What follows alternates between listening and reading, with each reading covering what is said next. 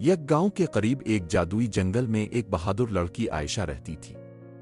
एक रात जुगनुओं का पीछा करते हुए वो एक छपी हुई गार तक पहुंच गई जिससे नर्म रोशनी चमक रही थी। अंदर इसे एम्बर मिला, एक ड्रैगन जिसके छल के सितारों की तरह चमकते थे। लेकिन एम्बर कोई आम ड्रैगन नहीं था, वो ख्वाबों का मुहाफिज था जिसे एक बुरे जादूगर ने कैद कर दिया था। एम्बर ने आयशा को बताया कि जादू तोड़ने के लिए उन्हें जंगल में छपी हुई 3 जादुई चीजें तलाश करनी होंगी: हौसले का क्रिस्टल, उम्मीद का फूल और दोस्ती का पल। आयशा और एम्बर ने एक सनसनीखेज सफर का आगाज किया, जंगली मखलूक और चालाक पहेलियों का सामना करते हुए। हर चैलेंज के साथ आयशा का हौसला बढ़ता गया और एम्बर के दिल में उम्मीद जाग गई।